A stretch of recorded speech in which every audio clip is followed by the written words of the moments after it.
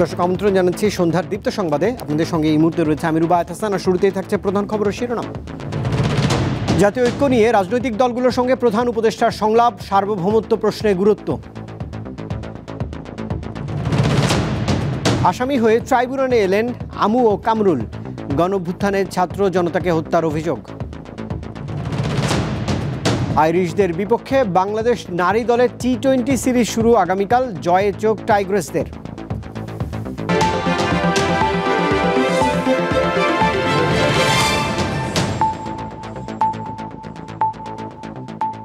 এবারে পুরো আয়োজনে যাচ্ছে।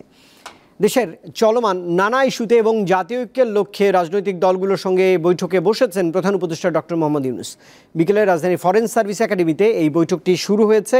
বিএনপির পক্ষে দলটির স্থায়ী কমিটির সদস্য ডক্টর খন্দকার মোশাররফ হোসেনের নেতৃত্বে 5 সদস্য প্রতিনিধি দল বৈঠকে অংশ নেন।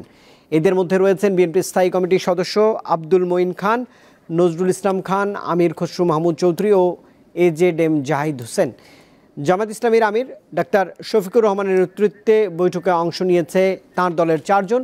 এছাড়া গণ অধিকার পরিষদের সভাপতি নুরুল হক, গণসংহতি আন্দোলনের প্রধান সমন্বয়কারী জোনায়েদ সাকি সহ বেশ কয়েকটি রাজনৈতিক দল বৈঠকে অংশ নিয়েছে। মাগরিবের নামাজের বিরতিতে সাংবাদিকদের সঙ্গে কথাও বলেন এবি পার্টির যুগ্ম সদস্য সচিব আসাদুজ্জামান ফুয়াদ।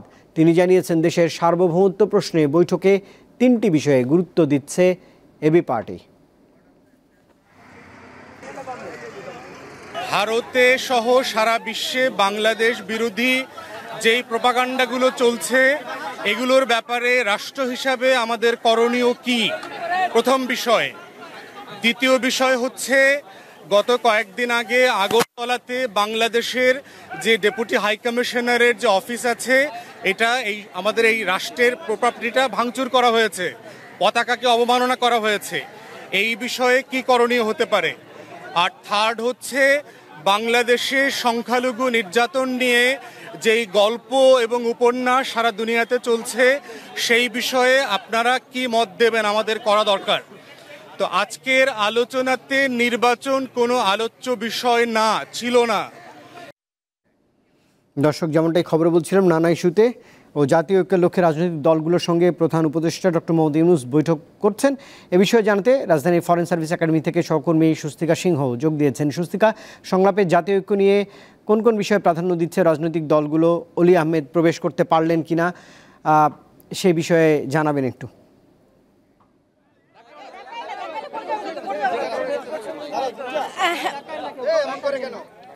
হ্যাঁ রুবায়েত, আপনি কিন্তু দেখতে পাচ্ছেন যে 3.5 ঘন্টার যে বৈঠকটি শেষ হয়ে গেছে। এখন কিন্তু বৈঠকের বিস্তারিত নিয়ে কথা বলবেন উপদেষ্টা যিনি প্রেস সচিব আছে। আমরা আসলে শুনি যে বৈঠকের যে সেই বিস্তারিত তথ্যটা আসলে কি।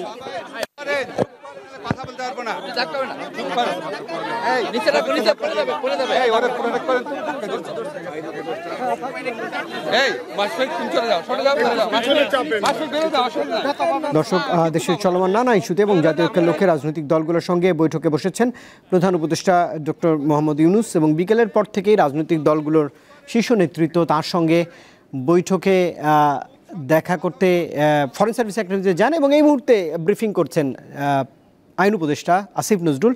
সরাসরি তার বক্তব্যে একটু যেতে চাই। সব পলিটিক্যাল পার্টি লিডার আসবেন, আপনারা তাদের সাথেও কথা বলতে হবে। আমি শুধু বলি, আজকে আমাদের যে ফ্যাসিস্ট আওয়ামী লীগ সরকার এবং তাদের দোসররা বাদে বাংলাদেশে যত পলিটিক্যাল পার্টি আছেন সবাই আজকে উপস্থিত ছিলেন। নানান মত পথ আদর্শের ভিন্নতা ছিল, কিন্তু সবাই একত্রে বাংলাদেশের সার্বভৌমত্ব, অস্তিত্ব, স্বাধীনতা এবং মর্যাদা রক্ষার প্রশ্নে সবাই ঐক্যবদ্ধ থাকার ঘোষণা দিয়েছেন এবং ঐক্যমত জানিয়েছেন। ওনারা এই সমস্ত আমাদের এই সভাতে যেই সমস্ত বিষয়ে ঐক্যমত প্রতিষ্ঠিত হয়েছে আমি একটু পড়ে শোনাচ্ছি আপনাদের।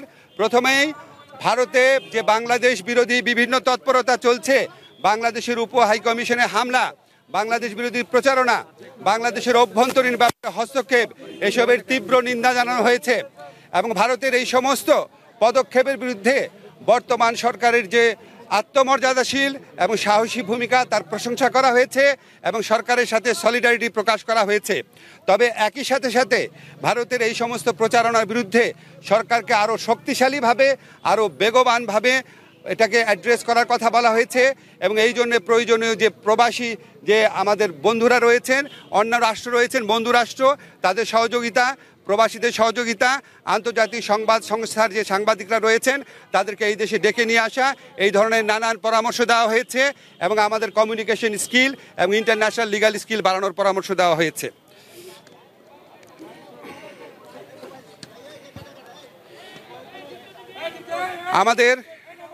আমাদের একই সাথে সাথে ভারতের সাথে বাংলাদেশের যত চুক্তি হয়েছে গত 15 বছরের ফ্যাসিস্ট শাসন আমলে সেটা প্রকাশ করার দাবি করা হয়েছে এবং একই সাথে সাথে রামপাল সহ বাংলাদেশের জন্য ক্ষতিকর যে সমস্ত চুক্তি আছে সেগুলি বাতিল করার দাবি করা হয়েছে।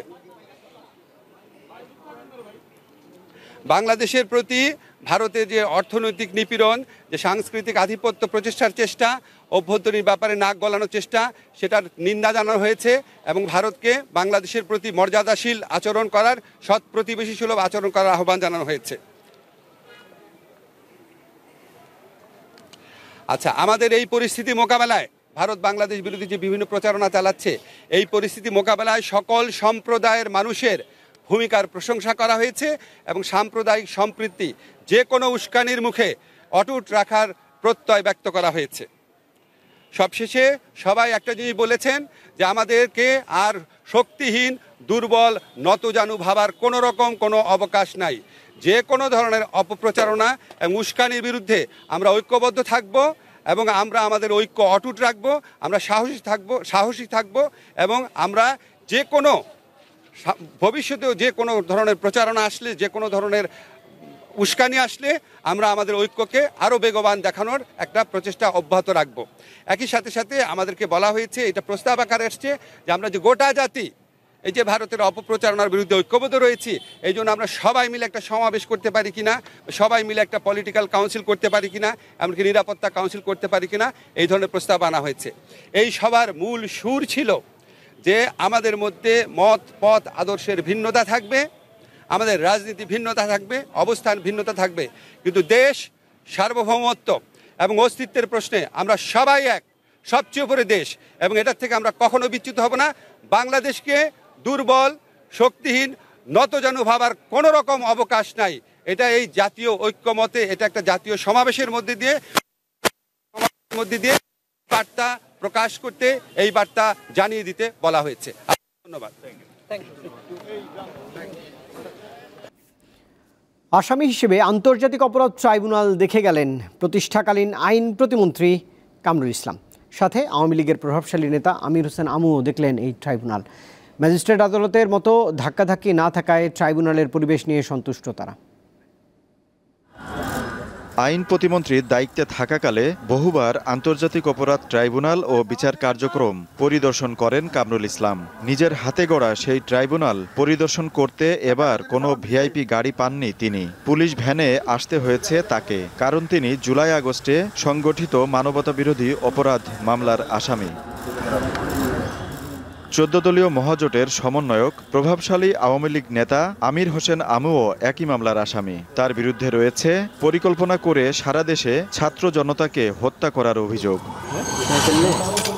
ট্রাইব্যুনালে মাঝে মধ্যে তাদেরকে হাসতে দেখা গেলেও বেশিরভাগ সময় চিন্তার ছাপ ছিল চোখে মুখে। আওয়ামী লীগের এই দুই নেতাকে বুধবার ট্রাইব্যুনালে হাজির করা হলে প্রসিকিউশন তাদের বিরুদ্ধে অভিযোগ তুলে ধরে। পরে দুজনকেই ট্রাইব্যুনালের মামলায় গ্রেপ্তার দেখিয়ে কারাগারে পাঠানো হয়। পরবর্তী শুনানি হবে 17 ডিসেম্বর। ছাত্র জনতার উপরে নির্বিচারে গুলি করে তাদেরকে হত্যা করা হয়েছে, চিরতরে পঙ্গু করা হয়েছে, অন্ধ করা হয়েছে, আহত করা হয়েছে। এখনও তারা এই শরীরে সে সকল দাগ বয়ে নিয়ে বেড়াচ্ছেন। সেই সকল দায় থেকে যারা ওই মিটিংয়ে উপস্থিত ছিলেন, যারা নেতৃত্ব দিয়েছেন, যারা সিদ্ধান্ত দিয়েছেন, এই দুজন আসামি তাদের অন্যতম ব্যক্তি ছিলেন। এছাড়া যাত্রাবাড়ী থানার সাবেক ভারপ্রাপ্ত কর্মকর্তাকেও বুধবার হাজির করানো হয় ট্রাইব্যুনালে। ইতোমধ্যে প্রায় 70 জনের বিরুদ্ধে গ্রেফতারি পরোয়ানা জারি হয়েছে। এখনও অনেক ব্যক্তি গ্রেফতার হননি এবং তারা পলাতক থাকা থেকেও এই মামলার তদন্তে বাধাগ্রস্ত করে বিভিন্ন বক্তৃতা বিবৃতি দিচ্ছেন। আমুর আইনজীবী জানান, সিনিয়র আইনজীবী জেডাই খান পান্না লড়বেন আমির হোসেন আমুর পক্ষে। আমাদের কাছে এখন পর্যন্ত মামলার কপি আসেনি, আমরা আগামীকালকে কপিটা কালেক্ট করে নেব সিনিয়র অ্যাডভোকেট হিসেবে আর কি।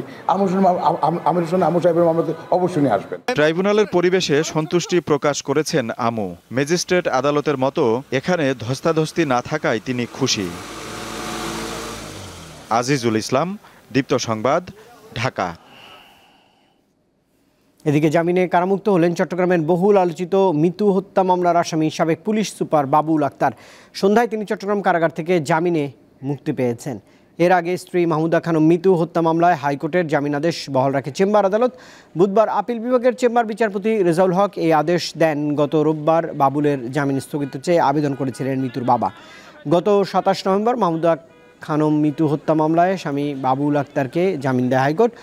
2016 সালের 5 জুন সকালে চট্টগ্রাম নগরের নিজাম রোডের ছেলেকে স্কুল বাসে তুলে দিতে যাওয়ার পথে দুর্বৃত্তদের গুলি ও ছুরির আঘাতে নিহত হন মাহমুদা খানম মিতু।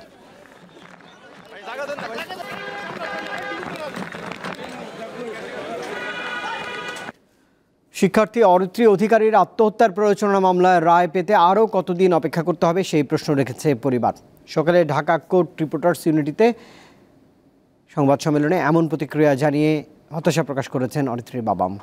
2018 সালের 3 ডিসেম্বর শিক্ষকদের দ্বারা বাবা মার অপমান সহ্য করতে না পেরে আত্মহত্যা করেন রাজধানীর ভিকারুন্নেসা নূন স্কুল অ্যান্ড কলেজের 9ম শ্রেণীর শিক্ষার্থী অরিত্রী অধিকারী। এই ঘটনায় অরিত্রীর বাবা দিলীপ অধিকারী রাজধানীর পল্টন থানায় মামলা দায়ের করেন। মামলাটি তদন্ত করে শিক্ষা প্রতিষ্ঠানটির ভারপ্রাপ্ত অধ্যক্ষ নাজরিন ফেরদৌস এবং শাখা প্রধান জিনাত আক্তারকে অভিযুক্ত করে চার্জশিট দাখিল করে ডিবি পুলিশ। মামলাটির রায় এখন পর্যন্ত 6 বার পেছানো হয়েছে। এতে ন্যায় বিচার পাওয়া নিয়ে শঙ্কা জানিয়েছে অরিত্রীর পরিবার।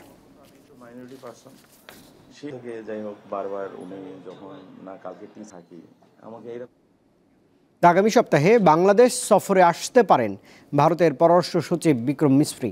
সবকিছু ঠিক থাকলে এটিই হবে ডক্টর মোহাম্মদ ইউনূসের নেতৃত্বাধীন অন্তর্বর্তীকালীন সরকারের দায়িত্ব নেওয়ার পর ভারতীয় কোনো জ্যেষ্ঠ কর্মকর্তার প্রথম ঢাকা সফর। এই তথ্য জানিয়েছে ভারতের সংবাদ মাধ্যম হিন্দুস্তান টাইমস। 10 ডিসেম্বর পররাষ্ট্র দপ্তরের বার্ষিক পরামর্শের জন্য তিনি বাংলাদেশ সফর করবেন বলে ধারণা করা হচ্ছে। এর আগে সবশেষ পররাষ্ট্র দপ্তরের পরামর্শের বৈঠক 2023 সালের নভেম্বরে নয়াদিল্লিতে অনুষ্ঠিত হয়।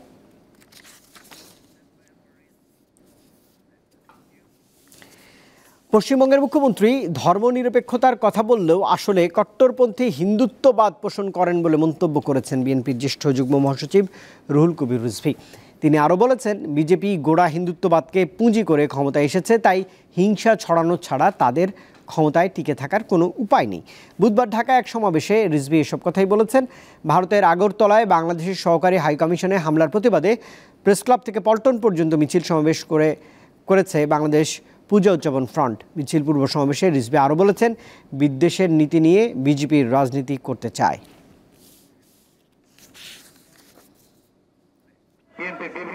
ক্ষমতায় টিকে থাকতে হলে হিংসা আর ঘৃণা ছড়াতে হবে। ঘৃণা ছড়ানো ছাড়া নরেন্দ্র মোদী বাবুর ক্ষমতায় থাকা খুব মুশকিল হবে। কারণ ভারতের স্বাধীনতা সংগ্রামে মোদী বাবুদের যারা পূর্বসূরি তাদের কোনো অবদান নেই। এবারে খেলার খবর। ওয়ানডের পর এবার টি-20 সিরিজ জিততে চায় বাংলাদেশ নারী ক্রিকেট দল। আয়ারল্যান্ডের বিপক্ষে 3 ম্যাচ সিরিজের প্রথম টি-20-র আগে সংবাদ সম্মেলনে স্বাগতিক অধিনায়ক জানিয়েছেন, পরিস্থিতি বুঝে ম্যাচ খেলবেন তারা। আগামীকাল সিলেট আন্তর্জাতিক স্টেডিয়ামে 2 দলের ম্যাচ শুরু হবে দুপুর 2টায়।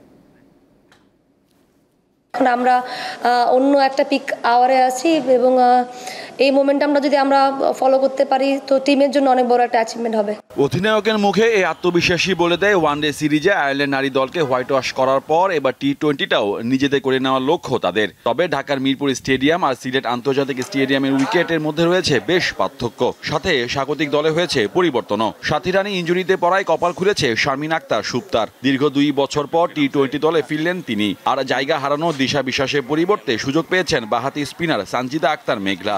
বিশ্রাম দেওয়া হয়েছে মারুফা আক্তার ও সুলতানাকে। এই দুইজনের পরিবর্তে দলে ডাক পেয়েছেন জান্নাতুল সুমনা ও ফারিয়া তৃষ্ণা। প্লেয়াররা ভালো টাচে আছে এখন, বাট ইম্পর্টেন্ট হচ্ছে যে আমাদের ওই কনসিস্টেন্সিটা থাকবে কিনা, আর প্লাস ডিফারেন্ট ফরম্যাট এবং ডিফারেন্ট কন্ডিশন অবশ্যই আমাদেরকে একটু চিন্তা ভাবনা করে খেলতে হবে, বাট প্রথম ম্যাচটা অনেক বেশি ইম্পর্টেন্ট। প্রতিপক্ষ আয়ারল্যান্ড ওয়ানডে চেয়েও বেশ শক্তিশালী ক্রিকেটের সংক্ষিপ্ত ফরম্যাটে, বিশেষ করে সিলেটের মতো বাউন্সি উইকেটে খেলার অভিজ্ঞতা বেশ ভালো তাদের। তাছাড়া সেখানকার আবহাওয়ার সঙ্গে অনেকটাই পরিচিত সফরকারীরা। ওয়ানডে সিরিজে ট্রফি হারালেও টি-20তে একই ভুল করতে চান না তারা। ওয়ানডেতে যা হয়েছে তা অতীত, এখন আমাদের নজর টি-20-র দিকে। উইকেট দেখে ভালো লাগছে, আশা করি চ্যালেঞ্জিং ম্যাচ হবে। ক্রিকেটের সংক্ষিপ্ত ফরম্যাটে দু দলের 8 বারের দেখায় 5 বার জিতেছে বাংলাদেশ, আর আইরিশদের জয় 2টি। মোহাম্মদ হাসিব, দীপ্ত স্পোর্টস। দর্শক, এই খবরের সঙ্গে শেষ করছি সন্ধ্যার দীপ্ত সংবাদ। তবে শেষ করার আগে প্রধান খবরের শিরোনাম জানাবো আরেকবার। জাতীয় ঐক্য নিয়ে রাজনৈতিক দলগুলোর সঙ্গে প্রধান উপদেষ্টার সংলাপ, সার্বভৌমত্ব প্রশ্নে গুরুত্ব। আসামি হয়ে ট্রাইব্যুনালে এলেন আমু ও কামরুল, গণঅভ্যুত্থানে ছাত্র জনতাকে হত্যার অভিযোগ। আইরিশদের বিপক্ষে বাংলাদেশ নারী দলের টি-20 সিরিজ শুরু আগামীকাল, জয়ে চোখ টাইগ্রেসদের।